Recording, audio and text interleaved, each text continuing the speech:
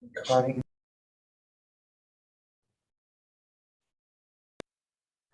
selamat siang. Assalamualaikum warahmatullahi wabarakatuh. Ini kita mulai atau gimana, Mbak Nuzul?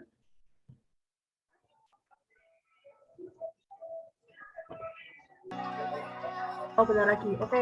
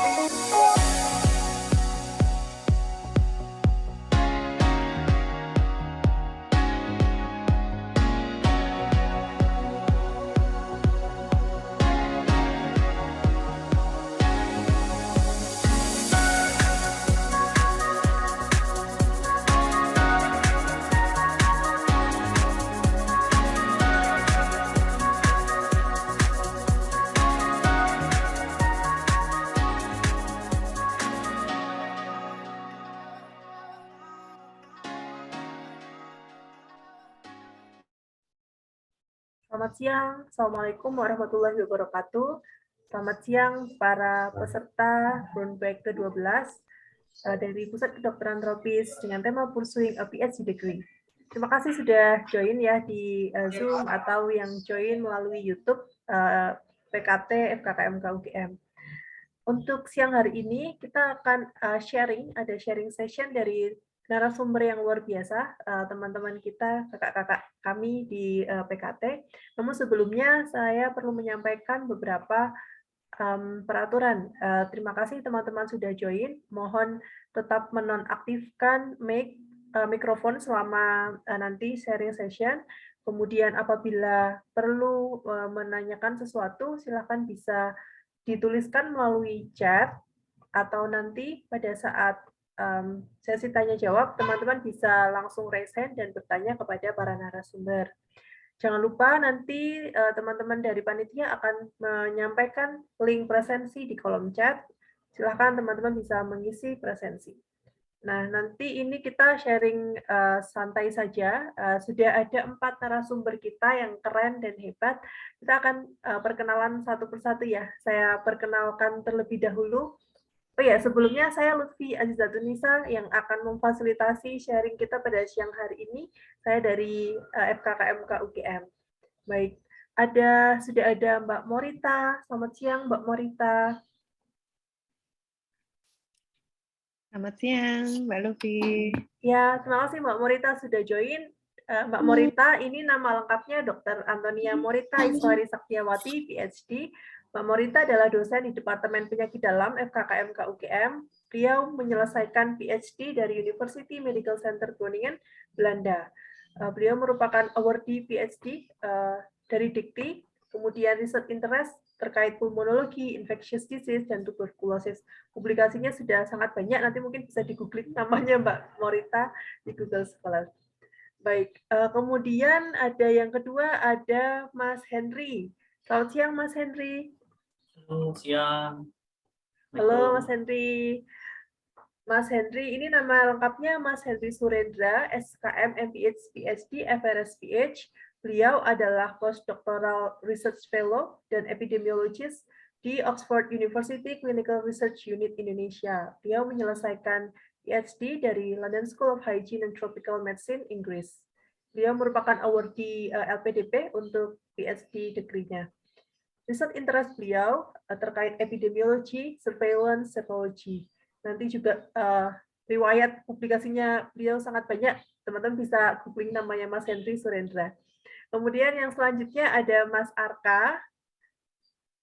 Nama beliau adalah Dr. Hewan Vincentius Arka Testamenti. Mas Arka adalah Research Manager di Pusat Kedokteran Tropis FKKMK UGM. Beliau menyelesaikan doktoral degree-nya in Primatology dari IPB University. Beliau merupakan awardee dari program Magister Menuju Dokter untuk Sarjana Unggul atau PMDSU Kemenristek Dikti. Research interest beliau terkait melioidosis in non-human primates. Halo Mas Arka, selamat siang. Selamat siang. Selamat siang Mas Arka. Kemudian keempat ada Mbak Krista. Halo Mbak Krista. Halo Mbak Lutfi. Mbak Krista Dewi SKM MNur PhD ya lengkapnya. Mbak Krista adalah sekretaris di Pusat Kedokteran Tropis FKKMK UGM. Beliau menyelesaikan PhD dari Sydney Medical School, University of Sydney, Australia. Mbak Krista awardee Australia Award Scholarship untuk doktoral degree-nya. Kemudian beliau fokus penelitian beliau di community-based participatory research, qualitative research, dan implementation research. Terima kasih kepada keempat narasumber telah bergabung dalam Brown Bag kali ini. Nah, keempat narasumber kita sangat luar biasa, menyelesaikan PhD degree dari berbagai macam institusi dan dari berbagai macam negara, baik di Eropa, Indonesia, Australia. Kita akan sharing ya, Mas Mbak. Mau minta tolong untuk di spotlight untuk Mas Mbak yang keren-keren sebagai narasumber siang hari ini. Oke, mungkin nanti saya akan menyampaikan beberapa pertanyaan untuk Mas Mbak sekalian menjawab dan sharing pengalaman untuk menyelesaikan PhD degree. Mungkin pertanyaan sejuta umat dulu. Untuk memulai S3 sebetulnya apa sih yang perlu dipersiapkan gitu? Mulainya dari mana gitu? Mungkin saya mulai dari Mbak Morita terlebih dahulu. Terima kasih Mbak Lutfi. Ya pastinya kalau mau mulai S3 itu yang perlu disiapkan tuh topiknya dulu. Kira-kira kita mau topik tentang apa. Lebih spesifik karena S3 itu diminta riset yang benar-benar dalam gitu ya, spesifik pada suatu. Jadi kita harus menentukan dulu topik dalam apa yang mau kita telusuri. Kemudian nanti yang kedua tentu kesiapan diri dan keluarga, apalagi kalau kita udah punya keluarga ya. Kira-kira, karena support system itu sangat penting dalam S3, nggak hanya kapabilitas kita, tapi support sistemnya. Kalau kita capable tapi nggak ada support dari sekitar, aduh, udah dadah aja gitu. Nanti mungkin Mbak Krista tuh bisa cerita sekali tentang support sistemnya waktu Mbak Krista S3 di Australia. Saya waktu itu masih single, jadi nggak sekompleks Mbak Krista.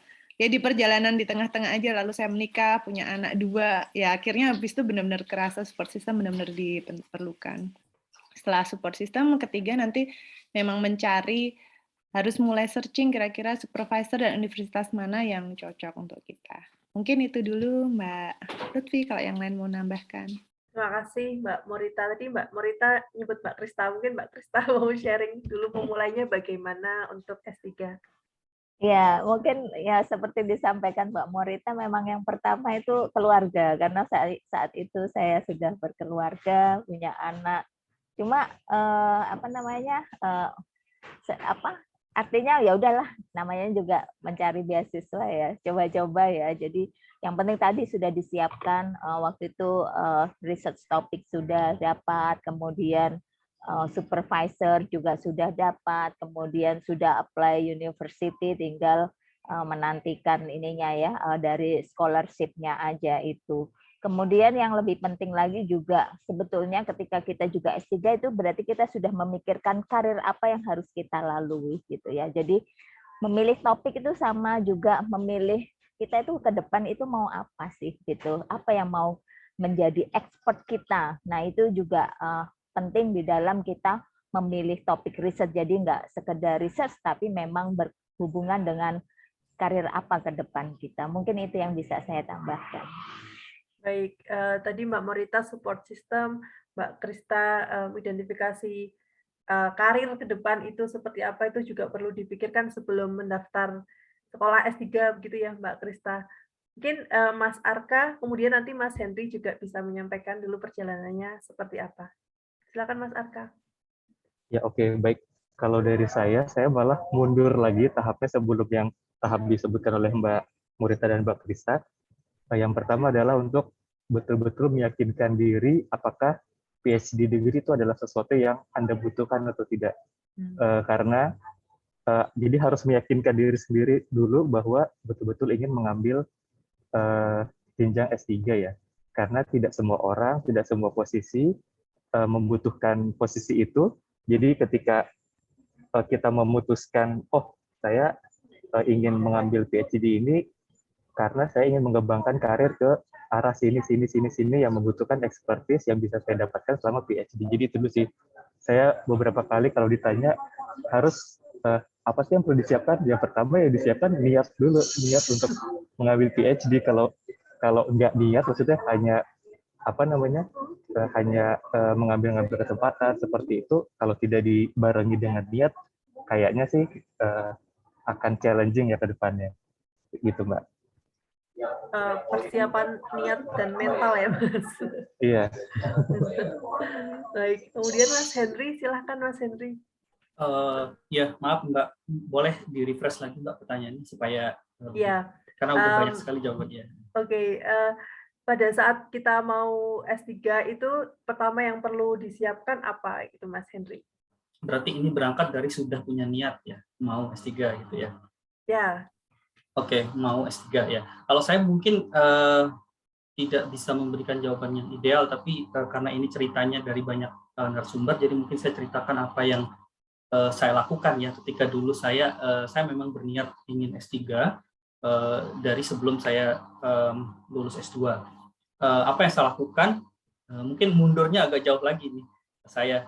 Apa yang saya lakukan adalah saat itu mungkin kalau boleh bilang mungkin memantaskan diri ya.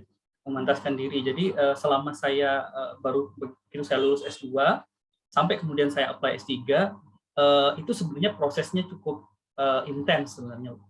Jadi saya mulai dari pertama memilih pekerjaan sebisa mungkin saat itu yang saya cari adalah pekerjaan yang berkolaborasi dengan peneliti dari internasional Eropa, pada saat itu Eropa dan Australia. Jadi networking saya udah bangun itu. Yang pertama, yang kedua dari jauh-jauh hari setiap kali pulang dari kantor dari Profmed itu sore itu saya juga kemudian karena tahu kelemahan saya dalam bahasa Inggris maka saya kursus gitu ya. Mungkin ini lebih teknis sekali. Baru kemudian setelah itu barulah kemudian saya cari beasiswa, mulai mencari topik apa yang ingin saya kerjakan. Saya saat itu lebih, sangat oportunistik sih sebenarnya karena ternyata tidak selalu apa yang kita inginkan itu tidak selalu bisa kita capai gitu. Kadang kita pengen ke topik A, B, C, D, tapi ternyata jodohnya B. Ya sudah, saya dulu juga sempat ingin mencoba penelitian asalkan epidemiologi gitu. Saya pengen lamar HIV, tidak berhasil, kemudian juga sempat TB, dan ternyata jodohnya dengan malaria. Jadi mungkin saya agak berbeda dengan teman-teman yang tiga tadi ceritanya. Terima kasih. Baik, terima kasih Mas Henry. Kalau Mas Arka tadi melihat kembali ya, refleksi lagi niatnya mau sekolah ini benar-benar butuh atau tidak S3 gitu. Kalau Mas Henry berawal dari malah membangun network dulu ya Mas Henry ya, punya afiliasi terlebih dahulu, punya networking dulu. Baik, sangat bervariasi sebetulnya masing-masing individu ini dalam memulai persiapan S3-nya. Oke, menyambung dari pertanyaan pertama tadi, mungkin pertanyaan selanjutnya adalah, kalau saya mau S3, sebaiknya apakah punya afiliasi dulu, atau cari beasiswa dulu, atau cari supervisor dulu, atau daftar sekolah dulu, gitu. Mungkin bisa share pengalaman dari siapa dulu ya? Dari Mbak Krista dulu, kemudian Mas Henry. Silakan Mbak Krista. Ya, mungkin saya beda dengan Mas Henry, karena dulu saya itu bekerja di NGO 11 tahun ya. Jadi terus terang memang salah satu tujuan saya sekolah itu sebetulnya refreshing ya, karena sudah sudah 11 tahun melakukan hal yang sama terus-terusan. Akhirnya kan kita oh ya butuh refreshing. Ya refreshingnya apa? Sekolah supaya nanti ya itu dapat ilmu baru, terus bisa mengembangkan apa yang sudah dikerjakan menjadi lebih baik lagi. Jadi dulu memang kebetulan ketika selesai master saya, kebetulan kayak dinnya itu juga menyampaikan saya, kamu ingin sekolah lanjut lagi? Oh ya ingin gitu. Ya sudah, cobalah bikin research proposal gitu. Jadi terus terang memang saat itu tidak membangun jejaring apapun, tetapi karena ya itu ada opportunity, kemudian didukung oleh dosen-dosen saya waktu di sekolah di master itu untuk ayo kamu bisa lanjut lagi gitu. Itu sih kalau dari saya ya. Oke. Kalau berarti kan dari dukungan dulu ya Mbak bisa lanjut sekolah. Kemudian ini prosesnya Mbak Krista itu dari setelah proposal, kemudian apakah daftar sekolah dulu atau scholarship dulu gitu?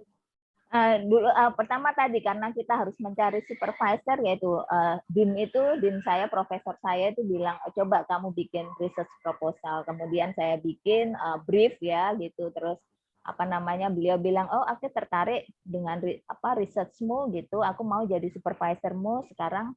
Kamu karena waktu itu saya di Charles Darwin, tapi saat saya mau apply untuk lanjut sekolah, beliau pindah di Sydney Uni. Jadi beliau bilang berarti kamu sekarang coba langsung apply ke Sydney Uni. Ya sudah, saya mengikuti proses langsung apply untuk studi S3 itu aja. Ya.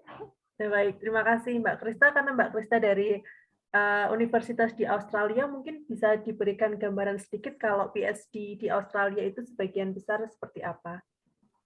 Kalau di Australia kan mungkin mirip dengan ini ya, kayak di Eropa atau by research gitu ya. Jadi kita tidak coursework gitu ya. Nanti mungkin Mas Arka yang bisa juga menyampaikan ya. Jadi kalau di Australia kita memang by research pun kita bisa memilih. Kalau di Australia kita dibebaskan memilih. Yang pertama ada yang kayak konvensional, artinya kita bikin tesis biasa begitu ya, ada yang by publication gitu.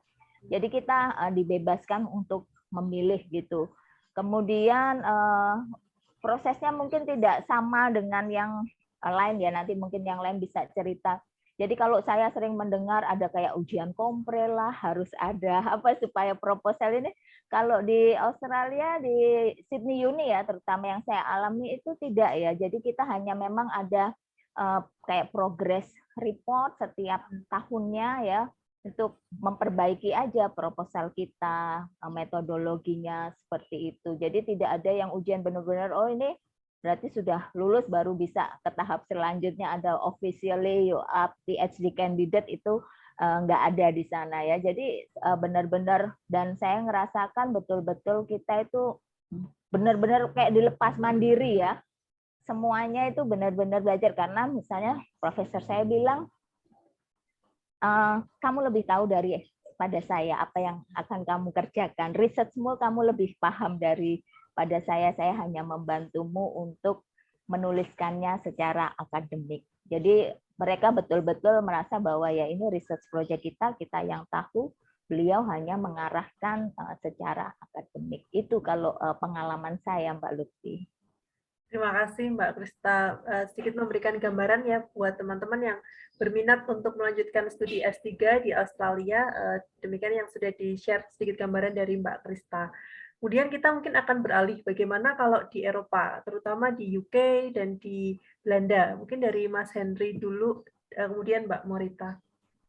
Silakan Mas Henry. Ya, tadi kan ada dua pertanyaan yang berbeda tuh, yang sudah dijawab oleh Mbak Krista. Yang mana dulu nih?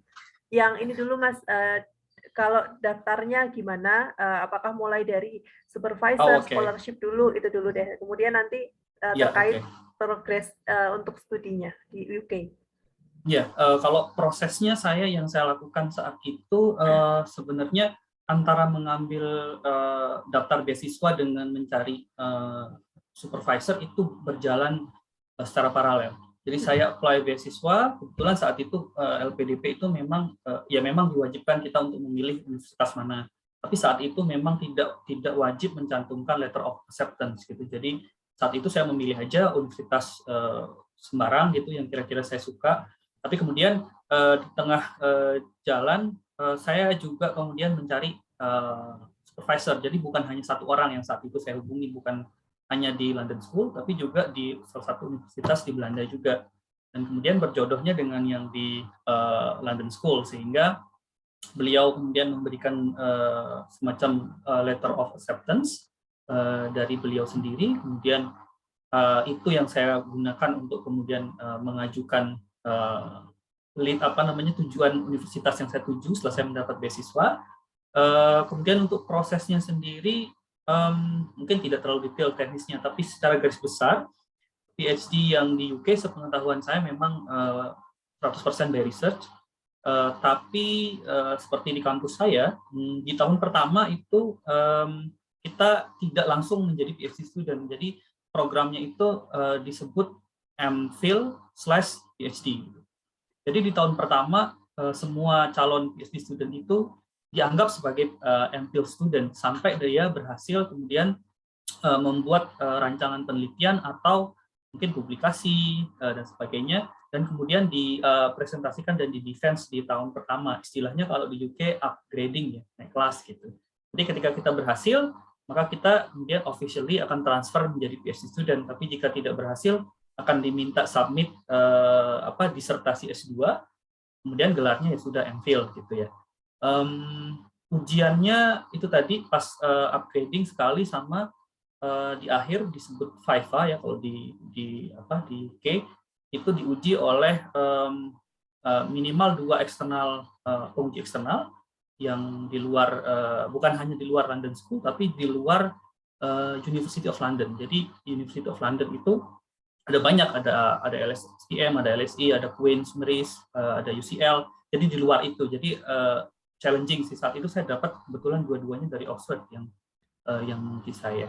Kemudian apalagi ya Mbak ya, sampai dengan situ lulus style PhD di situ sekarang bisa mengakomodir PhD yang tradisional gitu, kita masuk dari awal 4 tahun full time, atau bisa PhD by prior publication ya. Jadi bagi orang yang misalnya nih ada peneliti nih di Indonesia, peneliti belum S3 dan dia misalnya dalam 3 tahun terakhir rajin sekali meneliti dan publish paper yang mungkin kalau diramu menjadi satu cerita itu bisa menjadi tesis. Nah itu bisa kemudian dia daftar membuat tesis tanpa harus sekolah 4 tahun, kemudian ujian dan kemudian bisa mendapat gelar PhD.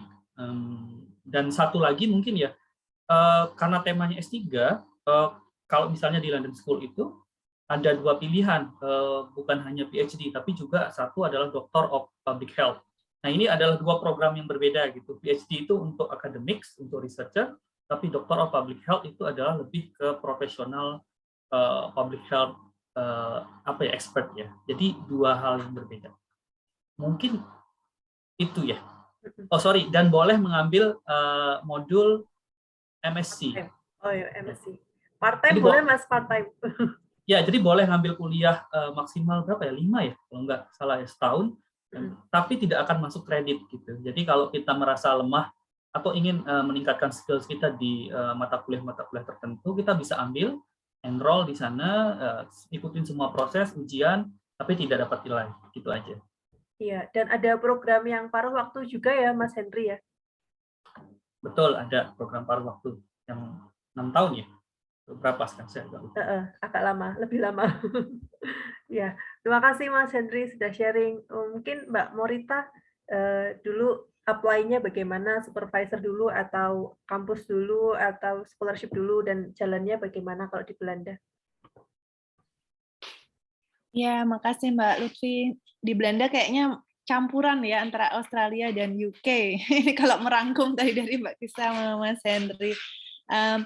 Kebetulan waktu itu saya dapat beasiswanya dari Dikti. Waktu itu belum ada LPDP, pilihannya aku tuh Dikti. Nah, kalau dari Dikti itu kan harus ada letter of acceptance dulu, maka saya cari LOE dari supervisor. Cukup dari supervisor, nggak perlu dari universitas. Nah, waktu itu saya cari University of Groningen karena penelitian saya kan pengen tentang TB klinis. Nah, University of Groningen tuh punya rumah sakit yang jadi referral untuk tuberkulosis di Eropa, yaitu di Beatrix Swords. Memang kuat gitu dia TB klinisnya, makanya saya pilih itu. Dan kebetulan juga UNIF-nya dia satu the top 100 gitu ya, university in the world. Jadi meyakinkan lah ya. Terus jadi saya cari supervisor yang memang ahli TB dari publikasi-publikasi yang ada. Udah ketemu, saya berkirim surat. Kebetulan waktu itu supervisornya mau ke Jogja, dia mau mengisi konferensi. Jadi untung banget terus bisa ketemu di sana, ya seperti wawancara gitu, sudah oke, terus dia kasih LOE. Nah, dengan bekal LOE itu saya cari beasiswa, daftar beasiswa ke Dikti. Sudah melalui rangkaian seleksi, diterima, nah baru setelah ada surat oke dari Dikti, saya mendaftar resmi ke universitasnya, lalu dapat LOE resmi. Dah, habis itu sudah jalan gitu ya sebagai student. Nah, kalau untuk kurikulumnya, mostly itu memang by research, Mbak. Jadi memang benar-benar S3, student S3 itu dituntut menjadi independent researcher gitu ya, peneliti independen. Jadi memang harus riset dan riset. Cuma kita juga diminta ada coursework, jadi kursus kuliah yang mendukung riset kita. Nah, itu tergantung dari kita mau PhD-nya penuh atau full time tadi, kayak yang di UK ya ada full time. Nah, kalau penuh itu selama 4 tahun harus 30 SKS. Nah, cuma SKS-nya itu bisa didapat nggak hanya dari kuliah, bisa ada kuliah. Sebenarnya saya bikin PowerPoint nanti aja kalau emang perlu diperlukan, saya bisa tampilkan kira-kira ada apa aja itu. Ada pilihan kuliahnya, ada 3 kuliah mata kuliah yang wajib, yaitu Research Data Management, Scientific Integrity, sama Managing Your PhD. Boleh Mbak, kalau mau di-share PPT-nya Oh boleh. gitu. Ya, silakan Mbak Morita. Terima kasih. Oh iya, oke deh. Coba ya.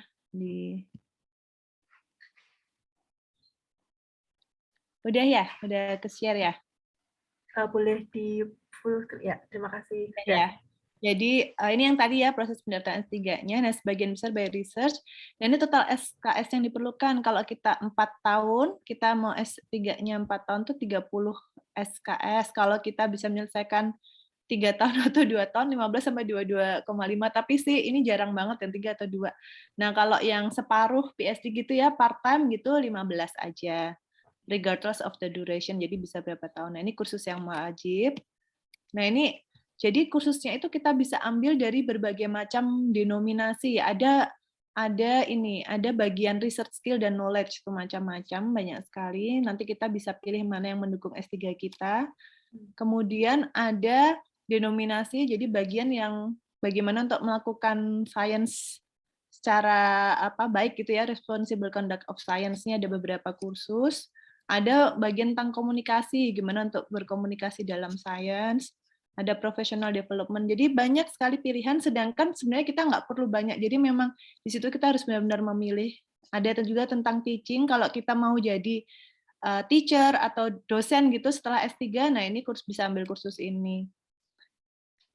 Nah ini adalah pembagian SKS, karena SKS itu nggak hanya bisa kita ambil dari kursus, tapi bisa juga kalau kita ngikuti kegiatan jurnal club atau menghadiri scientific conference, itu bisa dihitung SKS 0,25 per conference misalnya, atau ikut workshop, ataupun misal kita dapat ini, project proposal, kita apply, kita first author-nya kita dapat dengan nilai misalnya lebih dari 30.000 euro bisa dapat SKS. Nah ini saya juga dulu bisa menulis SKS dari sini.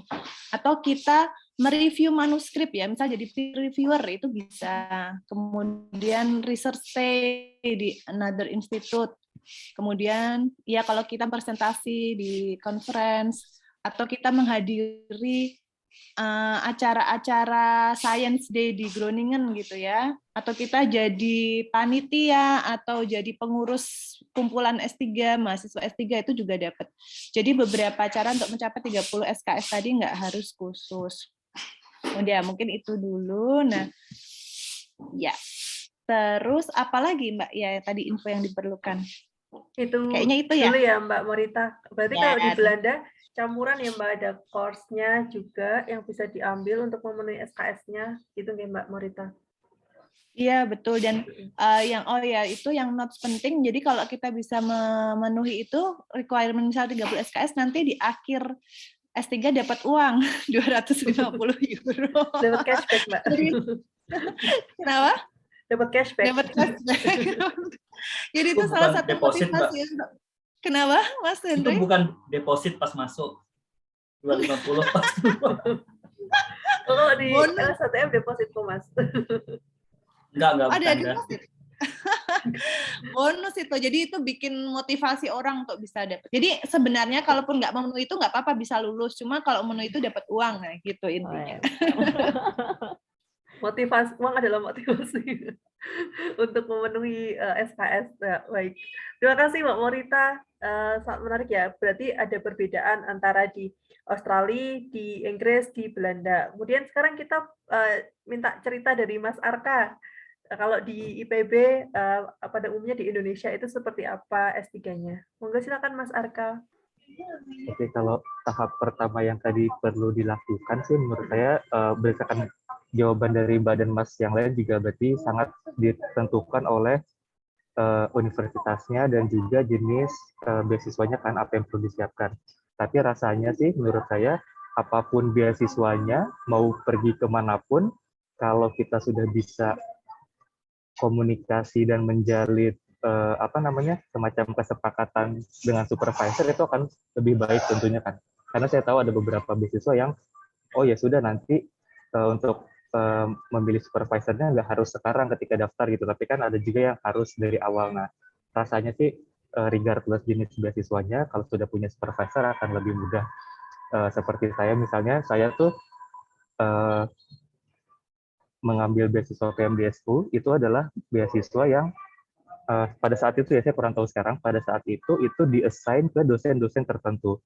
Jadi hanya dosen-dosen tertentu di Indonesia yang bisa memberikan beasiswa ini ke mahasiswanya seperti itu. Dan kebetulan ada dosen yang menawarkan ke saya untuk bergabung dengan tim risetnya beliau gitu kan. Jadi saya mendapat kesempatan untuk mendapatkan beasiswa tersebut gitu kan setelah tentunya melalui berbagai proses seleksi juga. Jadi tadi yang disampaikan Mas Hendry itu juga penting networking di awal, terutama mungkin juga nggak hanya terkait networking akademik ya, karena dosen pembimbing saya, supervisor itu sebetulnya malah lebih kenal saya duluan tuh karena kami suka main band bareng gitu, suka main musik bareng, terus juga beliau ternyata jadi penguji saya ketika saya profesi dokter hewan, jadi wah semua tentang diri saya beliau sudah terekspos lah gitu ya, bisa dibilang sudah tahu saya dan tahu minat saya di riset dan lain-lain. Jadi ketika beliau mendapatkan kesempatan memberikan beasiswa PMDSU ya yang terpikirkan oleh beliau mungkin saya gitu kan, jadi saya di approach gitu. Kalau di Indonesia rasanya setahu saya juga ada dua tipe, ada yang by course dan by research, tapi kalau di IPB sendiri sebetulnya menurut saya batasannya tuh agak kurang jelas, karena meskipun yang by research seperti saya ini, tapi porsi dari kuliah yang perlu diambil tuh menurut saya cukup besar ya. Kalau di program saya karena PMDSU ini magister menuju doktor, jadi dicampur jadi satu tahun pertama itu full kuliah karena itu dianggap sebagai studi S2. Kemudian di semester ketiga dan 4 itu mengambil kuliah untuk program doktornya dan itu disambi dengan riset gitu. Bahkan saya tuh masih sampai offsite di semester 5 saya masih ada kuliah sedikit gitu. Jadi menurut saya porsi kuliahnya cukup banyak kalau di IPB ya. Sementara kuliah itu harus riset juga. Jadi saya nggak tahu ini campur apa lagi gitu kan, campuran dari mana-mana kali ya diramu jadi satu, kuliahnya banyak, risetnya banyak gitu. Karena saya dari semester 2 sudah saya udah mulai riset gitu. Biasanya kan orang lain mulainya semester 3, semester berapa gitu kan. Saya dari semester 2 sudah mulai riset. Terus tadi apa lagi ya pertanyaannya, kok saya jadi lupa. Ya itu sih Mas Arka. Mungkin yang jadi beda karena PMDSU ini ya Mas ya, harus ngeling ya dari master langsung ke dokter gitu ya Mas. Ya, sebetulnya kalau, maaf saya berisik, sebetulnya apa? Sebetulnya PMDSU itu juga bisa mendapatkan gelar master sih dengan syarat membuat tesis dan melewati segala macam administrasinya S2 gitu. Tapi kalau saya kemarin pilih untuk langsung aja dia langsung ke program doktor aja. Jadi saya nggak ada degree di master, nggak ada membuat tesis, nggak melalui ujian-ujian tesis jadinya, tapi langsung ke ujian-ujian disertasi seperti itu. Oke, berarti langsungan itu langsung S3 gitu ya Mas gelarnya? Ya, Nggak dapat gelar S2? Ketika 1 tahun pertama dievaluasi dinyatakan layak untuk lanjut ke program doktor, nah langsung kayak apa sih kalau di Indonesia kan kayak ada nomor induk mahasiswa gitu ya, langsung diberikan nomor induk mahasiswa yang untuk S3 kayak gitu. Oke, iya, ini cukup menarik. Beberapa waktu lalu saya juga mengikuti sosialisasi PSDM, apa Mas? PSDMU ya? PMDSU. PMDSU ini. Tapi memang betul tidak semua program studi dan tidak semua universitas di-assign untuk program ini, begitu ya Mas Arka. Oke, terima kasih Mas Mbak semuanya. Tadi semua menyebutkan ada yang berawal dari supervisor gitu ya, ada yang networking gitu. Nah, mungkin memang S3 ini kita mencari supervisor dulu karena S3 ini kan perjalanannya cukup panjang, mungkin akan cari yang klop, yang chemistry-nya dapat gitu.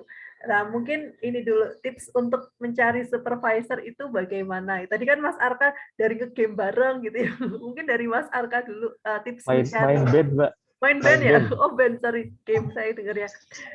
Mungkin tips cara mencari supervisor itu seperti apa, Mas Arka? Mungkin kalau secara umum ya kita bisa lihat dari pertama tentunya yang terkait dengan diri kita sendiri gitu ya. Kalau agak-agak egois ya berarti terkait dengan minat risetnya, apakah menjadi minat riset kita juga tentunya kan. Kemudian ya gimana ya, kalau secara pribadi sih hal-hal yang terjadi selama program dokter itu akan banyak sekali gitu ya, dan mungkin banyak yang tidak apa ya, ibarat mencari pacar gitu ya, ketika di awal merasa cocok bisa jadi di tengah enggak, atau jangan-jangan malah sebaliknya, ketika di awal kok saya rasanya dengan dia biasa aja tapi di tengah-tengah jadi lengket banget. Jadi menurut saya semua hal tuh mungkin terjadi di hubungan antara mahasiswa dan dosen gitu. Jadi sama lah seperti hubungan interpersonal lainnya menurut saya sih. Jadi rasanya kalau tentang pribadi agak susah ya, karena tadi yang saya sampaikan itu bisa sangat banyak hal yang terjadi nggak terduga. Tapi kalau secara profesionalnya ya kita lebih lihat di ini sih menurut saya, minat riset, kemudian pengalaman publikasi beliau, keaktifan beliau dalam melakukan riset itu kan sangat berarti ya bagi kita. Jangan sampai kita nggak cocok dengan minat risetnya, atau jangan-jangan dosen tersebut sibuk menjadi pejabat misalnya, sehingga udah jarang sekali publikasi, jarang sekali menulis paper, jarang apa dan lain-lain gitu. Oke, terima kasih Mas Arka. Ini ya, selain kita melihat ekspertisnya, kita juga mencari yang ada beberapa hal yang perlu dipertimbangkan ya tadi ya, terkait kegiatan menulisnya, kemudian apakah ada di dalam struktural atau tidak gitu. Bisa-bisa terlantar ya kalau di struktur. Baik, terima kasih Mas Arka. Mungkin ke Mbak Morita, kalau dulu seperti apa mencari supervisor perjalanannya? Dulu ya saya juga nggak kenal sama supervisor saya ya, waktu itu pas menghubungi beliau saya cuma lihat dari publikasinya. Pokoknya memang cuma ya dari univ itu yang tentang TB gitu, beliau di departemen TB dan memang beliau yang kayak paling aktif gitu tentang TB. Terus saya hubungin, kebetulan beliau ke Jogja. Dan kalau tips saya sebaiknya memang mencari yang di expertnya gitu ya, yang expert pada bidang yang memang kita mau, karena kalau seseorang itu sangat expert, biasanya juga networking-nya tuh banyak sekali dan kesempatan yang beliau punya tuh banyak sekali yang akan bisa kita pelajari juga. Dan kita juga sering dapat getahnya juga ya kasarnya. Misal beliau waktu itu ditawarin ada di publikasi di salah satu jurnal Lancet gitu, karena beliau sangat expert di situ. Terus beliau kirim itu ke saya, mau nggak kamu publikasi? Jadi beliau dapat opportunity untuk publikasi gitu ya. Jadi lebih mudah. Jadi ya itu adalah salah satu hal yang kita dapat keuntungan dari seseorang yang sudah expert. Kemudian kalau tips kedua adalah usahakan ketemu sama beliau sebelum memutuskan untuk mengambil beliau sebagai supervisor. Saya setuju banget dengan yang dikatakan Mas Arca. Memang itu penting sekali ya, chemistry antara kita sama supervisor. Dan sayangnya kalau misalnya kita nggak cocok sama supervisor tuh nggak mungkin putus gitu ya di tengah-tengah. Kalau pacar kan ya udah bisa putus gitu ya tanpa ada ini apa. Tapi ini kan ininya kan apa namanya S3 kita ya yang kita pertaruhkan di sini. Jadi mau nggak mau gitu kan ya mestinya cocok. Tapi memang betul sekali 2 kali pertemuan tuh mungkin nggak akan bisa mengungkapkan semua. Tapi ya paling nggak bisa agak melihat ya, karena biasanya orang Belanda, orang Eropa, terutama Belanda itu sangat direct. Jadi kita akan bisa lihat beliau itu seperti apa dari pertemuan pertama atau kedua, karena kelihatan direct ya. Meskipun memang nggak bisa review semua, bahwa ternyata akhirnya saya menyadari bahwa supervisor saya itu sangat unorganized tentang dana penelitian atau apa. Jadi saya harus heboh cari dana penelitian sepanjang penelitian saya. Itu baru saya ketahui setelahnya gitu. Itu yang membuat saya sangat stres selama penelitian itu. Tapi di sisi lain malah saya juga jadi belajar mencari funding. Jadi akhirnya saya menjadi seorang pencari funding yang gigih dan biasa bikin proposal. Itu salah satu keuntungannya. Jadi kalau bisa ketemu supervisor untuk melihat chemistry, tapi kalaupun akhirnya nanti ada beberapa ketidakcocokan tuh ya usahakan mengalah ya mau nggak mau, karena kita bergantung sama supervisor. Kelulusan kita tuh gimana pun supervisor yang menentukan, kita nggak bisa apa-apa. Atau kalau memang benar-benar sudah nggak cocok mau ganti supervisor itu juga dimungkinkan, bisa. Cuma kan harus mengulang lagi dari awal, itu cukup merepotkan. Jadi ya kalau bisa chemistry. Lalu kalau supervisor itu kalau universitas ya pilih universitas yang bagus atau outstanding ya di bidang atau aspek yang kita tuju. Kan itu Mbak Lutfi tambahan dari saya. Ya, terima kasih Mbak Morita. Mungkin Mbak Krista dulu, nanti habis itu Mas Henry. Ya, oke. Kalau saya karena memang waktu itu kan master studi saya itu program khusus ya, jadi dirancang antara lembaga saya dengan Charles Darwin University. Nah, jadi profesor saya yaitu waktu itu menjadi dean di program studi yang saya ambil itu. Jadi beliau betul-betul ngerti kerjaan saya. Jadi ngerti latar belakang saya. Kemudian benar-benar beliau sebetulnya latar belakangnya midwife, bidan ya, tetapi banyak sekali penelitian-penelitian beliau yang community based. Jadi dengan aborigin people di sana. Nah, kemudian kebetulan saya pun juga lebih kepada community based. Jadi saya merasa waktu itu cocok nih ya kalau beliau ini membimbing saya, di samping beliau udah mengenal organisasi saya, kerjaan saya, beliau ngerti konteks Indonesia ya, karena beliau juga sering waktu itu Timor Leste masih Indonesia waktu belum merdeka. Jadi beliau ngerti banget. Nah, waktu itu proyek saya rencana adalah di Flores, di NTT, dan beliau juga ngerti konteks NTT. Jadi ketika istilahnya supervisor kita juga ngerti pekerjaan kita, konteks kita, penelitian kita, itu juga akan sangat memudahkan ketika beliau membimbing saya ya karena sudah tahu ini kerjaannya seperti apa. Jadi malah beliau ini yang sama juga, paling enggak ini ya, kita punya sama model kerja. Beliau itu tidak suka yang teoritis. Jadi ketika itu saya misalnya proposal saya pengen membuktikan sesuatu teori gitu. Malah enggak usah, aku tahu kamu orangnya pragmatis, aku juga pragmatis. Jadi bekerjalah dengan masyarakat, dari situ kamu mengambil gitu ya. Jadi ya cocok deh. Saya jadi enggak perlu bingung teori-teori. Jadi beliau sama-sama. Jadi kita punya kesamaan ya dalam hal yaitu pragmatis di dalam bekerja dengan komunitas. Nah, itu yang saya pikir juga juga sangat penting ya, mencari yaitu tadi mungkin chemistry klik ya, satu pemahaman, satu paradigma gitu ya, itu sangat membantu. Kemudian juga yang mengerti kita tadi ya, soal tadi support system ya, karena saya waktu itu melahirkan ketika tahun kedua, jauh dari keluarga, jadi saya melahirkan sendiri, dan waktu itu beliau sangat support saya selama 1 tahun pasca melahirkan, sama sekali tidak pernah nanya saya essay saya atau tulisan saya gitu. Jadi saya diberi waktu untuk istirahat, tapi begitu 1 tahun terakhir sebelum selesai, ayo kamu segera ngebut nih gitu ya.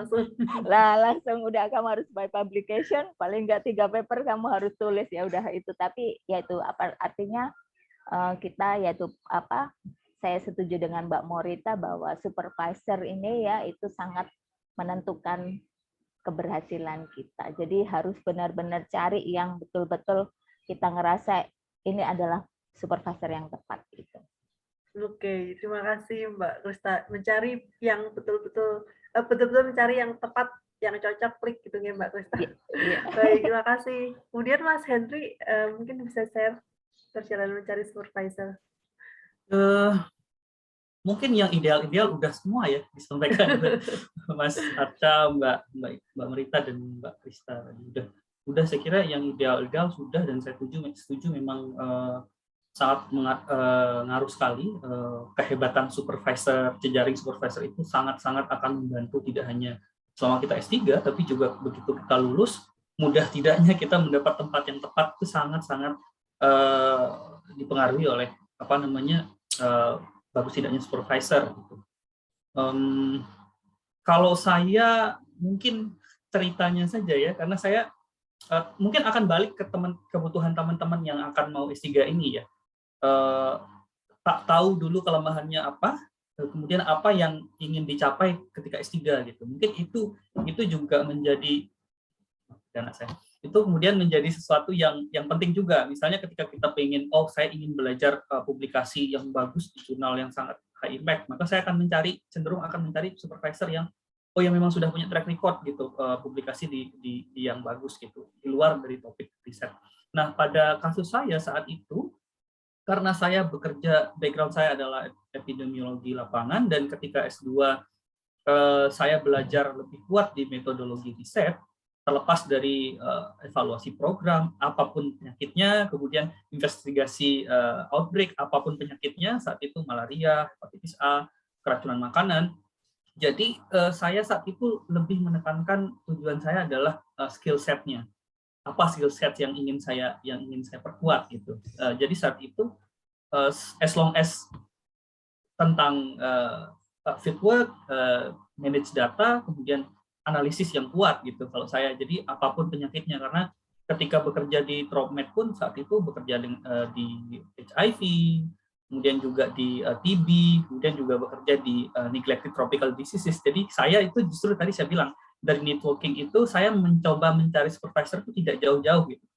Jadi PI yang di project yang HIV saya coba approach, saya kirim CV, kalau saya mau PhD di kamu bisa nggak? Oh, dia bilang oke, saya coba gitu. Kemudian yang NTDs juga begitu.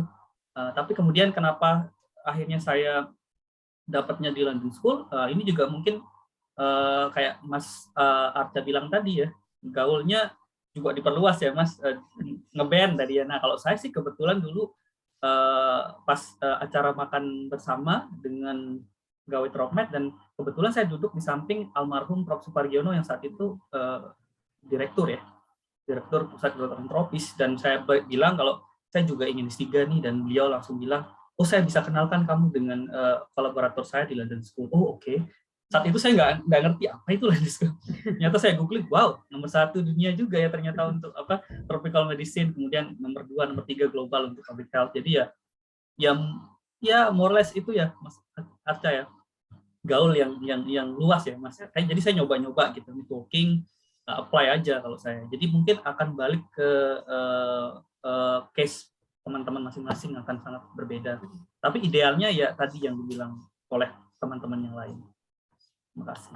Oke, terima kasih Mas Henry. Kalau boleh saya rangkum, dari networking mungkin sudah terlibat dari proyek sebelumnya, kemudian kenal peneliti dari institusi lain, itu juga bisa menjadi jalur kita mencari supervisor, kemudian langsung berkenalan dengan yang bersangkutan, beliau supervisor gitu ya, meskipun belum kenal, mungkin kita juga bisa melihat dari track record beliau, publikasi, expertise beliau, kemudian kenalan, memberanikan diri mengirim email, CV, proposal singkat gitu ya, atau dari sorry Mbak, ya mungkin silakan. tadi relate sama itu, karena kan tadi juga nyambung jadinya dengan kenyamanan, karena ketika kita sudah bekerja, saya kan dulu udah bekerja lama dengan mereka gitu, yang di PI-nya HIV hampir 6 bulan, kemudian yang NTDs juga hampir 1 tahun. Jadi kayaknya bagus juga nih dia menjadi supervisor gitu. Jadi ada nyambung ke sana juga. Kita udah nyoba karena kita udah bekerja bersama kan,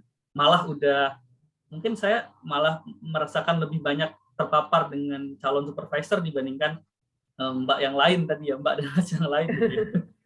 Walaupun kemudian saya tidak berjodoh dengan mereka. Oke, terima kasih Mas Henry. Jadi teman-teman partisipan yang ada di Zoom maupun di YouTube bisa berbagai cara untuk approach para supervisor, calon supervisor, bisa berkenalan langsung, atau kalau sudah pernah bekerja kita bisa melamar gitu ya, melamar cara-caranya, atau bisa minta dikenalkan dengan misalnya sudah dari supervisor S2 kita yang kenal punya network dengan yang lain juga bisa kita lakukan, minta dikenalkan gitu, minta direkomendasikan dari seseorang yang sudah memang mengenal kita. Oke. Baik, mungkin kita ke pertanyaan peserta dulu ya, Mbak Mas. Ini sudah ada pertanyaan dari Pak Akhir Fahrudin dari Minat K3 S2 IKM UGM. Ini pertanyaannya, apa yang membedakan PhD di luar negeri dengan dokter di Indonesia? Mengapa di Indonesia gelarnya tidak PhD? Yang membedakan apa itu antara dokter dari Indonesia dan PhD? Mungkin ini tidak ditujukan kepada siapapun ya, semua narasumber boleh menjawab. Silakan, mungkin siapa dulu, Mbak Morita dulu atau Mas Henry dulu, silakan. Enggak, saya ini nanyanya jangan ke ini ke pemerintah. Enggak, bedanya cuma yang satu bahasa Inggris, yang satu bahasa Indonesia gitu ya. Enggak, mungkin yang lain bisa jawab. Oke, Mbak Morita atau Mbak Krista, nanti juga Mas Arka bisa menambahkan bedanya apa kira-kira. Mungkin nanti Mas Arka ya yang mengalami S3 di dalam negeri nanti bisa cerita ya. Kalau yang sejauh saya yang S3 di UGM ya, yang saya tahu ya karena saya jadi mentor di sana. Yang jelas S3 di UGM itu ada ujian kompre, ujian proposal, ujian itu gitu ya. Kalau yang di Australia sama Belanda nggak ada. Di UK tadi ada satu ujian. Kalau di Australia sama Belanda nggak ada, kita ya pokoknya riset, ada beberapa coursework yang mendukung riset tapi nggak wajib juga. Terus ujian terakhir tuh disertasi defense langsung. Nah, itu diuji 8-an kayaknya, 8-an profesor gitu. Yang dari luar minimal 1, yang lain dari dalam univ. Ya pakai bahasa Inggris, mungkin bedanya itu pakai bahasa Inggris. Jadi tadi pertama dari kurikulumnya nggak banyak coursework, dia menekankannya pada riset. Yang kedua tentang ujiannya nggak banyak ujian, cuma terakhir aja defense. Terus ketiga apalagi ya? Mungkin itu dulu, yang ketiga belum terpikir. Mungkin Mas Arca atau yang lain ada bisa nambahin. Oke, bedanya tadi banyak ujian, kemudian bahasa juga ya Pak Morita. Mungkin Mas Arka bisa menambahkan, silakan. Iya, saya jadi penasaran juga gitu, karena setahu saya beberapa universitas di Eropa kan juga menggunakan doktor ya untuk lulusannya, bukan PhD. Saya jadi pengen tahu juga kalau ada nggak ya satu universitas yang dia memberikan gelar PhD dan doktor gitu. Jadi mungkin dari sana kita jadi tahu perbedaannya apa gitu. Tapi kalau doktor di Indonesia dengan PhD di luar sih, saya rasa itu juga mirip-mirip dengan jawaban Mas Henry ya, karena kalau di Indonesia diberi gelar PhD mungkin agak aneh juga karena menggunakan bahasa Inggris gitu ya. Tapi itu sih kayaknya kalau membandingkan Indonesia dokter dan luar itu malah kurang pas. Kayaknya kalau ada satu universitas nih yang memberikan 2 gelar itu, kita jadi tahu kan apa bedanya gitu. Kalau di kedokteran hewan yang cukup umum itu misalnya Dr. Medset itu biasanya lulusan Jerman, kemudian kalau nggak salah ada negara Eropa Barat lain yang doktor gitu, bukan PhD, tapi saya lupa negara mana. Satu lagi di Kanada yang doktor itu kan. satu lagi adalah menurut saya sebetulnya kan yang kalau apa bedanya itu kan sebetulnya lebih ke teknis ya. Tapi yang menurut saya pertanyaan yang lebih penting adalah apakah akan ada hal yang membedakan dari kedua orang, misalnya dua orang yang memiliki gelar berbeda tersebut. Kalau menurut saya sih rasanya sebagai apa ya, mungkin sebagai employer atau sebagai apa, mungkin tidak akan melihat ke arah sana. Misalnya yang satu punya gelarnya doktor, yang satu gelarnya PhD. Tapi kalau saya membayangkan diri sebagai employer, saya akan melihat mungkin kualitas dari publikasinya, kualitas dari universitas tempat dia mengambil studi gitu kan. Kalau ada nih misalnya PhD lulusan ini dan dibandingkan dengan yang ini, oh tapi yang satunya ini universitasnya Ivy League nih, oh pasti employer akan lebih mengincar yang Ivy League kan dibanding yang universitas yang mungkin belum masuk top 100 misalnya. Jadi menurut saya kalau dari sisi perbedaan gelar mungkin tidak sebegitu pentingnya, tapi yang lebih penting adalah kualitas diri dan juga kualitas kampusnya sih menurut saya.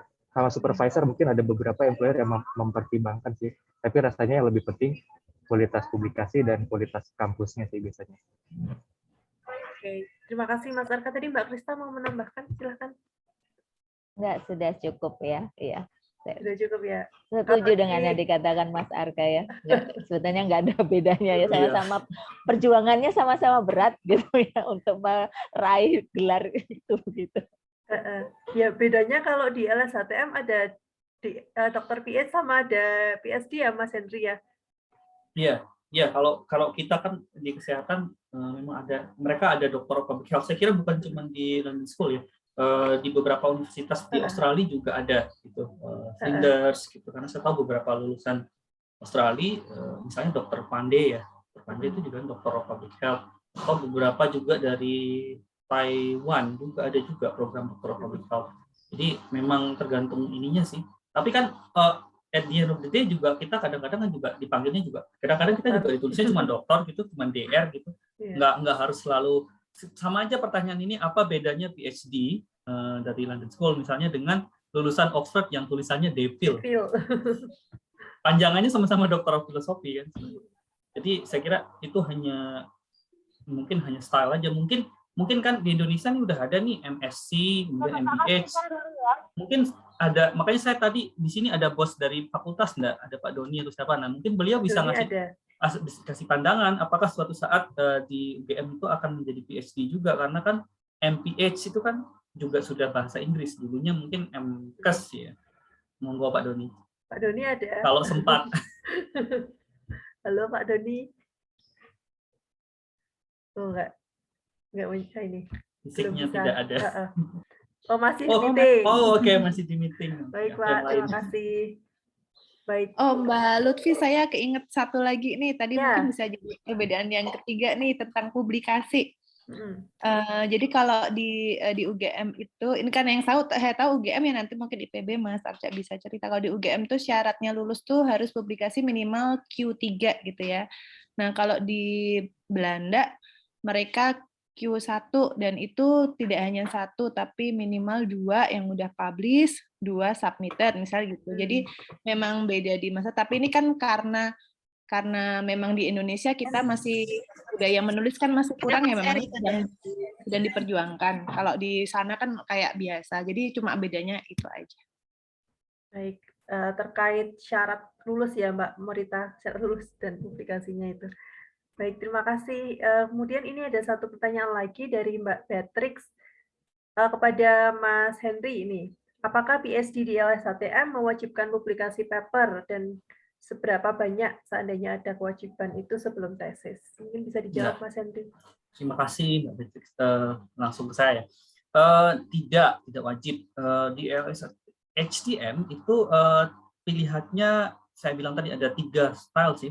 Yang pertama boleh tesis konvensional ya, yang buku tebal itu, yang 200-300 halaman tanpa publikasi boleh, asalkan bisa kemudian meyakinkan penguji bahwasannya itu memang original work kita bisa defense kalau ada pertanyaan, dan bisa ngasih apa what next gitu, implikasi ke depannya seperti apa. Saya kira it's okay, itu yang pertama. Jadi udah. Dan style kedua adalah paper style. Nah ini juga disinggung oleh Pak Doni. Paper style itu lebih tipis karena hanya misalnya yang diawali chapter 1 misalnya literatur review gitu. Literatur review kemudian udah langsung masuk per paper gitu. 1 2 3 4 paper misalnya.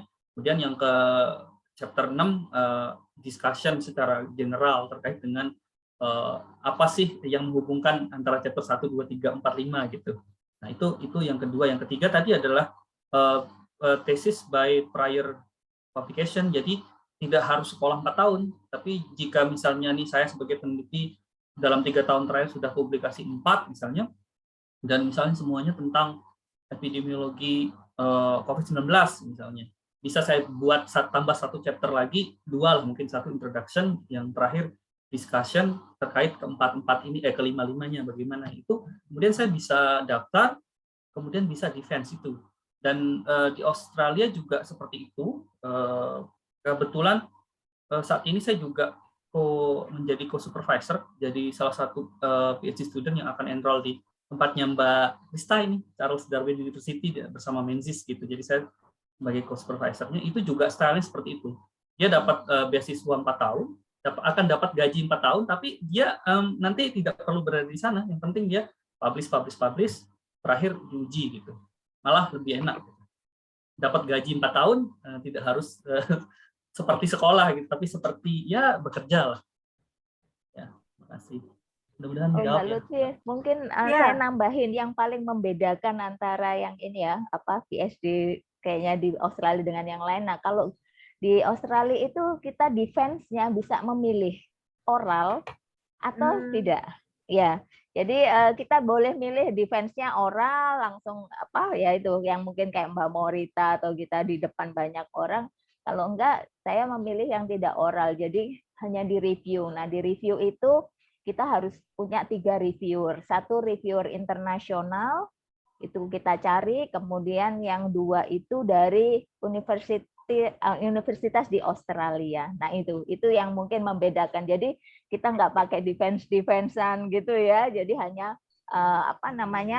disertasi kita direview oleh 3 orang ini, kemudian mereka kasih komen atau apa yang perlu diperbaiki gitu, baru kita submit lagi, kemudian baru dilihat apakah kita sudah address komen-komen dari para reviewer. Kalau sudah address, di award PhD gitu. Jadi lebih ada yang lebih ini ya, tidak terlalu harus deg-degan di depan orang banyak gitu itu.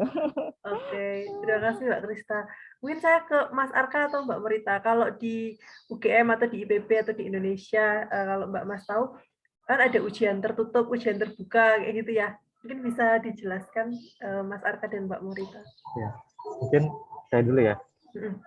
Kalau di IPB itu di program doktornya pertama kali itu harus melakukan, kalau di sana istilahnya kolokium, tapi kolokium itu sebetulnya adalah seminar proposal. Jadi kita menyeminarkan proposal penelitian kita, metode dan lain-lain, dan itu akan mendapatkan masukan dari reviewer gitu ya, reviewer dari IPB yang sudah desain, dapat masukan dari audiens juga. Kemudian setelahnya ada seminar hasil. Kemudian setelahnya lagi adalah ujian tertutup. Sebelum itu ada ujian kualifikasi dulu. Jadi semacam sebetulnya menurut saya itu lebih ke ujian kompetensi sebetulnya. Jadi di bidang subjek besarnya ataupun di bidang kecil penelitiannya itu ujiannya ke arah sana. Itu ada status lulus tidaknya kalau di IPB. Kemudian kalau sudah penelitian, sudah jalan, itu ada seminar hasil. Kemudian ada ujian tertutup. Waktu itu saya diuji oleh 8 orang, 4 itu pembimbing saya, 2 eksternal, ada 1 perwakilan prodi dan 1 perwakilan universitas gitu ya yang menguji. Kemudian itu sifatnya tertutup. Kemudian terakhir adalah sebetulnya sering dibilang ujian terbuka, tapi kalau di IPB istilahnya adalah sidang promosi. Sebetulnya di situ sudah bukan ranahnya lagi untuk orang luar menguji sih sebetulnya. Jadi di situ masih ada penguji luar, tapi ya bisa dibilang itu lebih ke mempromosikan disertasi dibandingkan membantai gitu ya, karena pembantaiannya sudah terjadi di sidang tertutup gitu. Jadi hanya lebih ke menggali potensi ke depannya, penguji itu ingin tahu kita ingin lakukan apa lagi, seperti itu, lebih ke arah sana. Kemudian tentang publikasi ya, itu menurut saya tergantung kampus dan pemberi dana. Kalau IPB sendiri sebetulnya untuk program doktor yang disyaratkan adalah minimal 1 publikasi dalam negeri dan 1 internasional. Tapi kalau karena saya dari beasiswa PMDSU, kemarin itu syarat minimalnya adalah 2 publikasi internasional dan atau 2 publikasi internasional itu wajib, sama 1 lagi publikasi yang boleh dalam negeri, seperti itu. Untuk Q-nya sih sebetulnya di IPB tidak ada aturannya, tapi lebih pengaruh ke nilai sih. Jadi kalau Q1 akan dapat nilai lebih bagus, kalau Q3 ya akan dapat nilai ya B aja gitu nilainya. Jadi kan masih sistem ini ya, masih sistem ABCD gitu kan nilainya. Gitu sih. Kalau di UGM seperti apa Mbak Morita, bisa memberi gambaran ujiannya? Di UGM yang pertama itu ada ujian proposal. Setelah 1 tahun mahasiswa S3 harus ujian proposal. Setelah proposal dan lalu penelitian, setelah itu ada ujian hasil. Kemudian saya nggak terlalu hafal itu Mbak Lutfi, tapi yang jelas nanti ujian akhirnya itu bisa sidang terbuka atau tertutup. Kalau nggak salah, kalau hasilnya itu bagus tuh bisa ke sidang terbuka. Jadi sidang terbuka itu untuk mahasiswa yang kayaknya hasilnya bagus atau gimana ya waktu itu, atau nilainya bagus ya, saya kurang ini nanti. Nah lalu wisuda di situ juga mahasiswanya. Tapi nanti kalau yang kurang bagus ke sidang tertutup, wisudanya nanti bersama-sama di GSP. Kalau yang itu yang di UGM. Kalau yang di Belanda, nah itu selalu defense tadi, sekali ujian aja di akhir. Nah defense-nya itu kita mendefense buku disertasi kita. Nah, tapi bukunya, jadi nanti semua profesor itu, semua penguji kita sebelum ujian itu udah kita kirimin buku, mereka akan baca dan mereka akan menanya berdasar buku itu. Nah, buku itu isinya adalah yang beberapa chapter, bisa 8, 9, tergantung berapa publikasi kita. Nanti yang misal kita publikasinya 6 atau 5, itu ya nanti chapternya semakin banyak gitu. Nah, jadi mereka akan menanya itu intinya. Baik, terima kasih Mbak Morita dan Mas Arka. Ada pertanyaan lagi dari teman-teman, mungkin bisa raise hand, bisa menyampaikan langsung. Baik, sambil menunggu ya, nanti kalau ada teman-teman yang raise hand, pertanyaan saya ini terkait scholarship. Nah, kan ini dari berbagai macam universitas. Kesempatan beasiswa apa yang ada di masing-masing universitas itu bisa ada berbagai macam beasiswa, bisa dari universitas atau dari negara asal universitas atau dari pemerintah Indonesia. Mungkin bisa di-share satu persatu, mungkin dari Mas Henry dulu. Terima kasih. Kalau di LSHTM banyak, ada sumber dananya bisa dari pemerintah UK, bisa dari per project. Jadi kalau ada project yang sudah funded, mereka akan buka lowongan. Jadi itu PhD yang sifatnya kerjaan ya. Jadi ada lowongan kerja, kita apply, kita akan bekerja, tapi nanti di akhir kita akan menulis tesis gitu. Kemudian dia bisa dari Indonesia juga, jelas. Kemudian kalau nambah mungkin, karena saya juga di Oxford sekarang, buat tambahan informasi aja gitu. Kalau kami di Oxford itu memang ada jatah S3 untuk orang Indonesia dan di OKU, terutama Indonesia dan Vietnam. Jadi nanti setiap ada project biasanya kemungkinan besar ada jatah untuk business student-nya. Maka itu sifatnya pekerjaan gitu. Jadi apply-nya cocok tidak kita profil kita dengan pekerjaan tersebut, kita apply, nanti kita dapat salary dan terus dapat gelarnya DPhil dari Oxford University gitu. Sama dengan yang dari Menzies ini, yang di Charles Darwin University ini juga sama. Jadi udah ada project-nya, kemudian kita buka lowongan kerjaan, kita nyari orang yang akan menjadi PhD student. Jadi banyak sekali lah, dari pemerintah, dari universitasnya sendiri, dari project, rajin-rajin aja lah, googling gitu. Terima kasih. Oke, terima kasih Mas Henry. Bisa dari pemerintah Indonesia seperti LPDP atau dari Dikti gitu, Mas Henry. atau dari apply ke project-nya, mungkin sebagai riset asisten sekalian buat sekolah juga bisa. Oke. Mbak Krista mungkin? Iya, kalau di Australia ada yang dari university itu IPRS itu juga dari universitas ya, kita bisa apply juga. Cuma memang itu biasanya kompetitif sekali gitu. Kadang mereka yang sudah mungkin sudah punya networking ya, udah punya channel gitu yang akan lebih mudah untuk mendapatkannya. Nah, kalau saya dulu dapat dari Endeavour Postgraduate Scholarship dari Australia. Tetapi waktu itu kan beda dengan yang ini ya, AAS ya, tidak beda, semua Mbak. ya tuition fee-nya tidak di-cover semuanya. Jadi dia ada ada ininya ya, ceiling-nya gitu ya. Nah, waktu itu kemudian supervisor saya mencarikan. Jadi dari Sydney Medical School ternyata mereka juga bisa memberikan scholarship. Jadi waktu itu saya mendapat tambahan scholarship untuk menutup gap antara yang dibayarkan oleh Endeavour dengan ya itu tuition yang ditagih oleh Sydney Uni gitu. Jadi ternyata itu dari Sydney Medical School juga banyak. Mungkin ya itulah pandai-pandai kita ya yang mencari itu ya, kata Mas Henry itu ya. Tapi sebetulnya banyak sekali kesempatan. Terus tadi ya project rekrut PhD student gitu untuk mengerjakan proyeknya sekaligus dapat degree gitu. Kemudian Mbak Norita mungkin? Di Belanda sama mirip dengan di UK dan Australia, Mbak, ada yang dari pemerintah Belandanya. Kalau kalau dulu ada NFP ya yang kerjasama dengan Indonesia, tapi sekarang kayaknya nggak ada, cuma ada Stunet Master, kayaknya nggak ada untuk PhD-nya lagi. Ada dari UNIF-nya, memang sangat kompetitif. Kalau ya ada yang lebih tidak kompetitif yang dari pemerintah Indonesia ya, karena kompetisi kita cuma dengan satu negara gitu ya. Kalau yang negara sana kan dengan dari berbagai negara juga. Terus, nah bedanya juga kalau di sana kan dianggapnya bekerja gitu ya, PhD meskipun sebutannya PhD student, tapi posisi kita itu pegawai gitu ya, mungkin sama ya, bekerja sama kayak di UK sama Australia mungkin ya, jadi nggak ada tuition fee.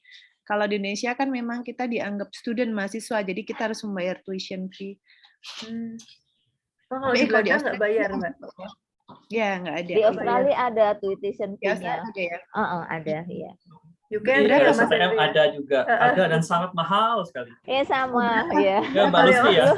Dulu 40.000 ya, 40.000 kalau dulu di sini. Setahun di share juga. Setahun ya.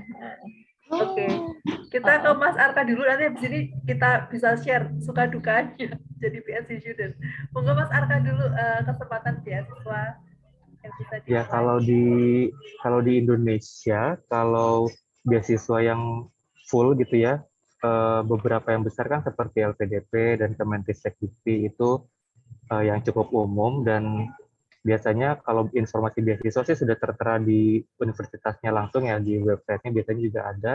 Tapi ya seperti ya rasanya kan audiens hari ini juga pasti sudah banyak terpapar dengan kondisi funding di Indonesia ya.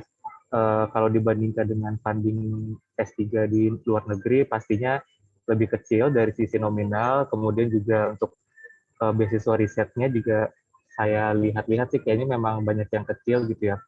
Mungkin salah satu hal yang bisa jadi alternatif adalah yang ada beberapa rekan saya yang mendapatkan beasiswanya itu justru malah dari perusahaan gitu ya, perusahaan swasta. Misalnya ada yang punya kepentingan riset misalnya perusahaannya, atau punya kolaborasi, atau misalnya dia perusahaan dari negara mana, di mana negara tersebut memiliki sebuah perjanjian riset yang kuat dengan Indonesia. Nah, hal-hal seperti itu bisa juga dieksplor.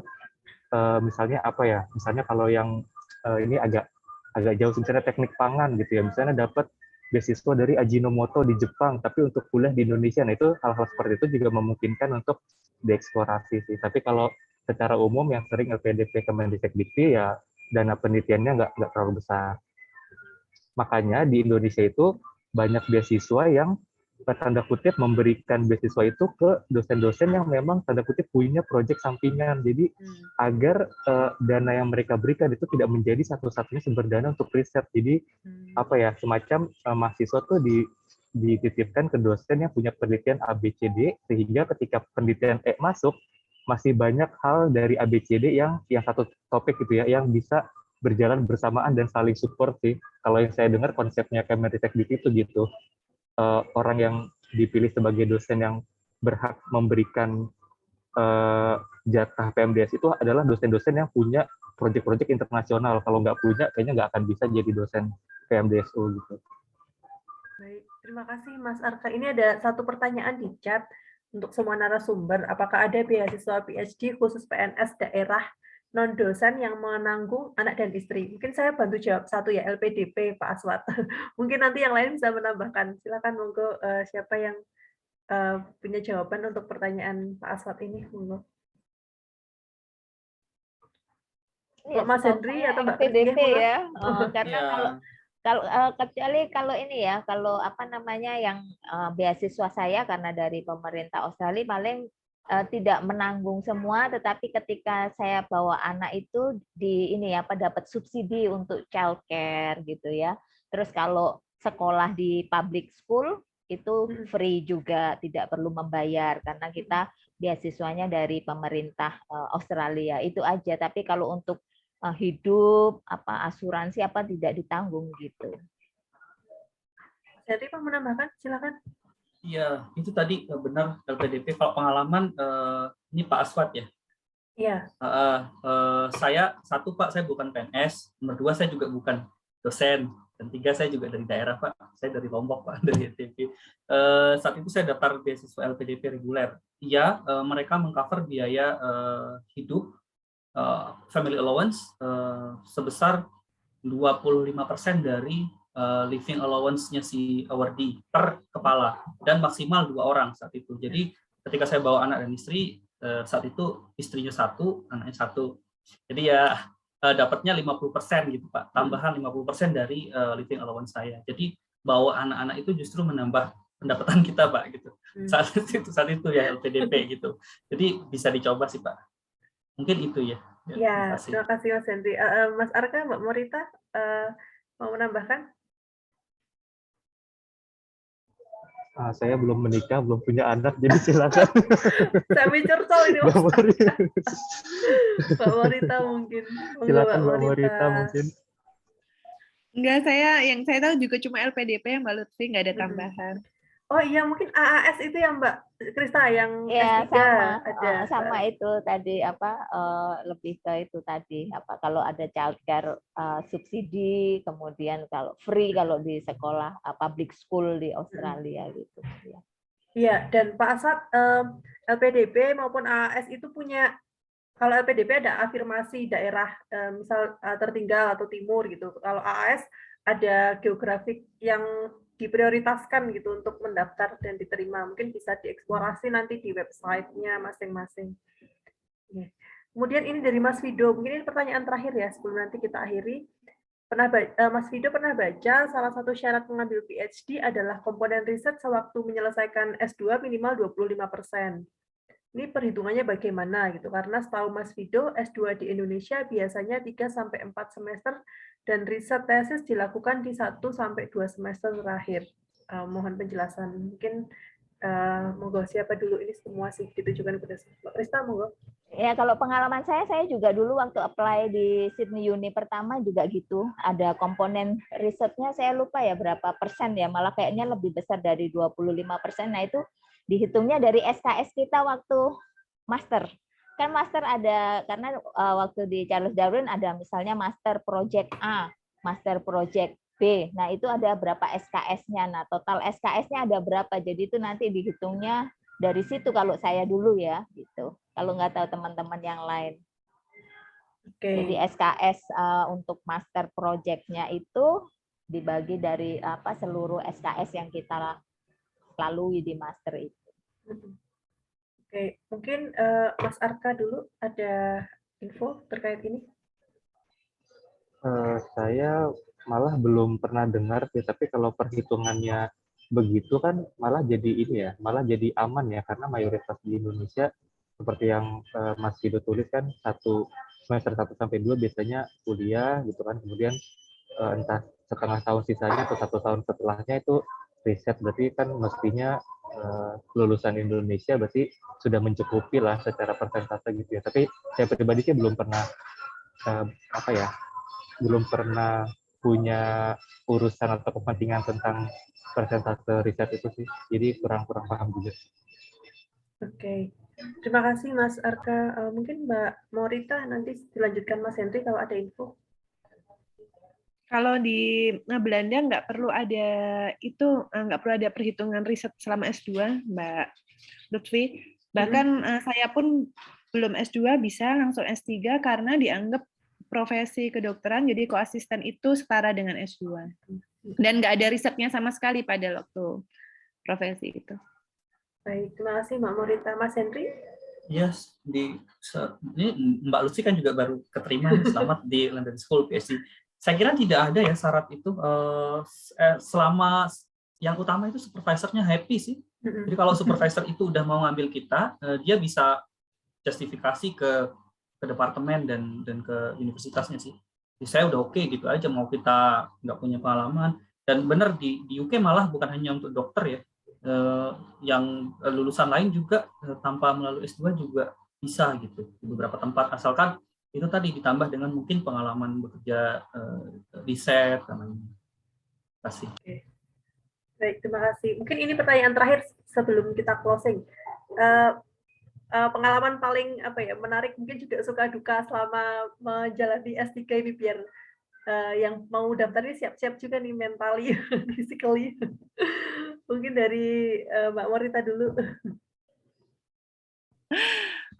Mungkin ini ya suka atau keuntungannya. Yang pertama, kita dapat kesempatan luas untuk pengembangan diri karena selama S3 itu bisa punya banyak akses ke fellowship atau dana riset, conference atau kursus. Terutama di Groningen itu mereka mensupport €600 per tahun untuk ikut kursus atau conference.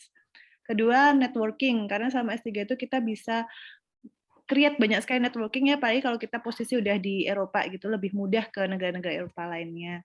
Mau mengunjungi institusi di Belgia, di mana waktu itu saya kunjungi ke ITM itu juga dekat.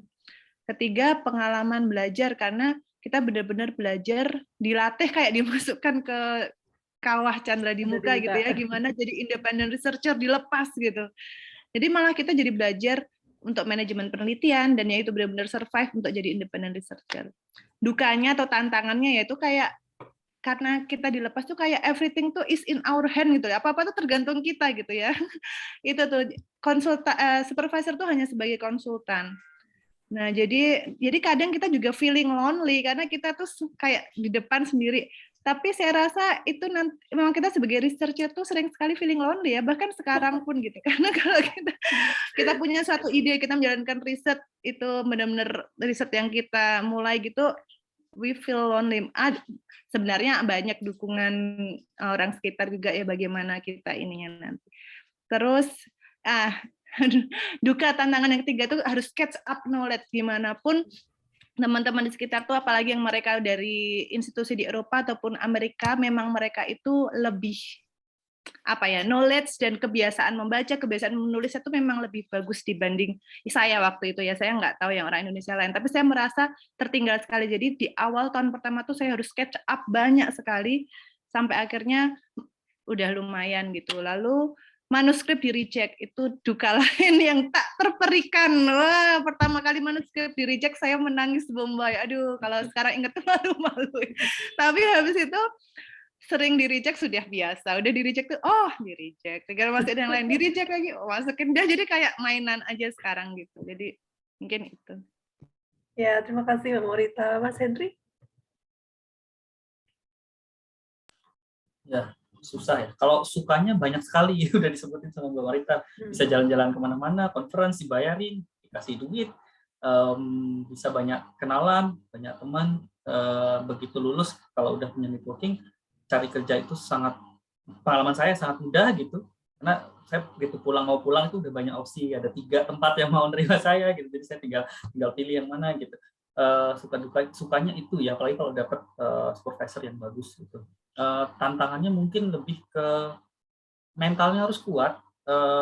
Mentalnya harus kuat karena mungkin ketika kita di Indonesia kita hebat mungkin ya, termasuk yang top gitu, top 2%. Gitu. Tapi ketika kita keluar negeri, kita harus siap berhadapan dengan yang, misalnya saya, satu bimbingan itu di grup saya itu saya ketemu dengan yang lulusan yang dari John Hopkins, dari Harvard University, yang kebanyakan orang-orang di grup saya itu adalah orang ini ya, bukan Asia, bukan Afrika gitu, kebanyakan Eropa dan Amerika. Jadi mungkin itu mereka karena mereka bisa pintar ngomong karena pakai bahasa Inggris kali ya.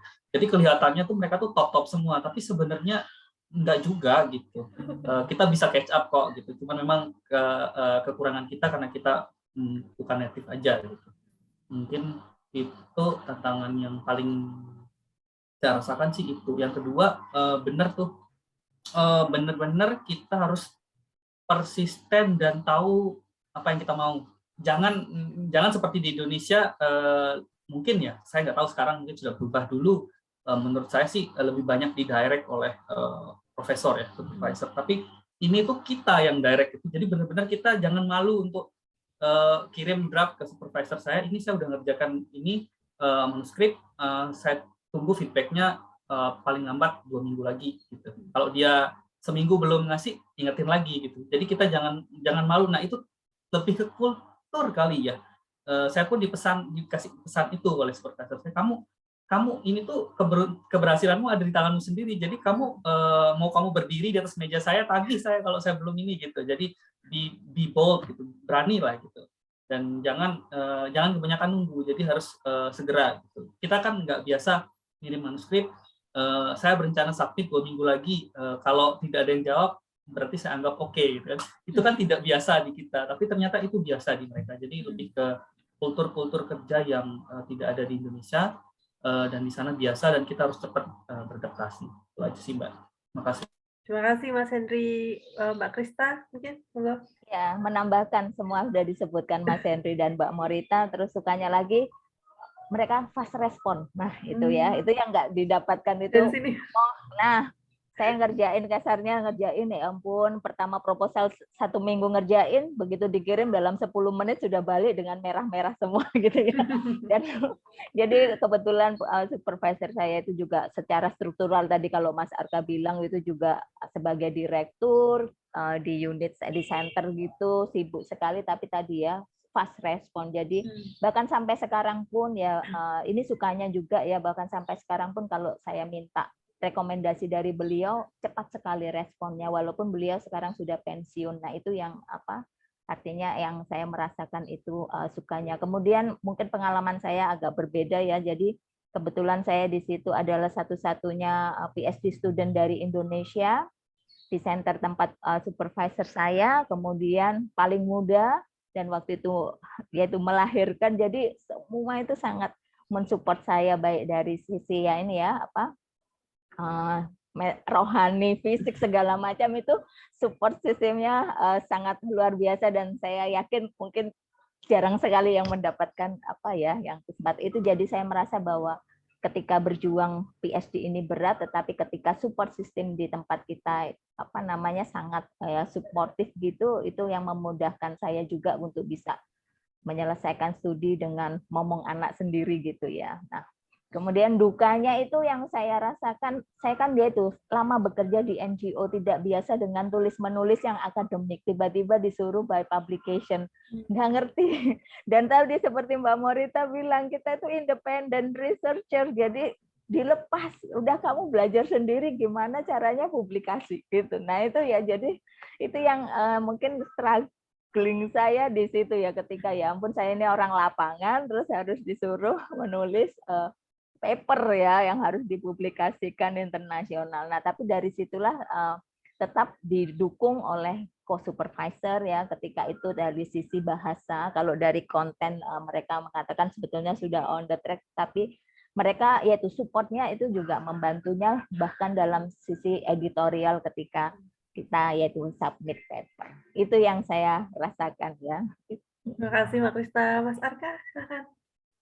Ya, tantangan saya sih sama, terbesarnya adalah seperti Mbak Morita ya, di mana kita harus berdikari gitu, berdiri di atas kaki sendiri, nggak ada progres ya udah gitu kan. Kalau maksudnya ya supervisor ya akan betul-betul melepas ya, betul-betul nasib nasib kamu mau maju atau tidak itu ada di tanganmu sendiri. Itu akan jadi bagus ketika kita sedang dalam masa aktif gitu ya, aktif belajar, aktif apa. Jadi dan misalnya aktif mengarahkan riset kita akan ke arah mana. Nah, itu akan menjadi nilai positif bagi kita ketika kita dilepas.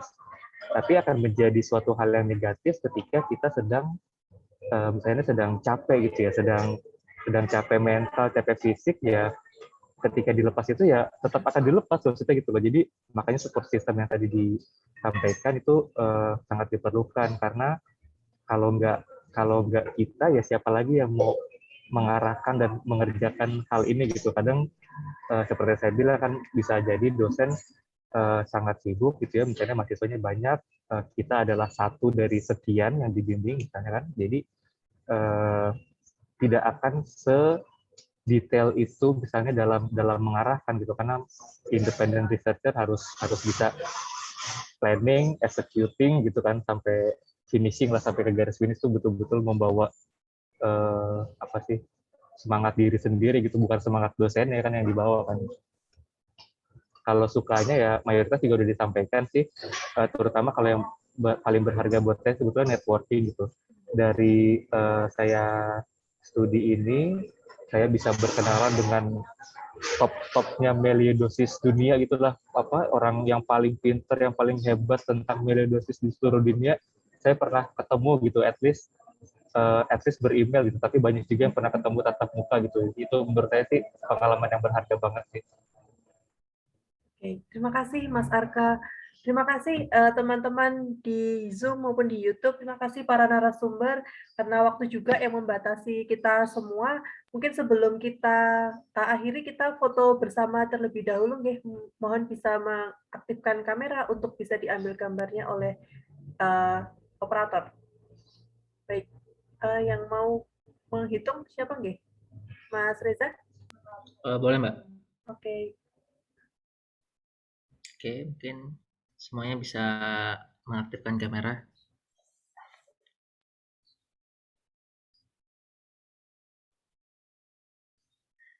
Masih ada beberapa yang belum?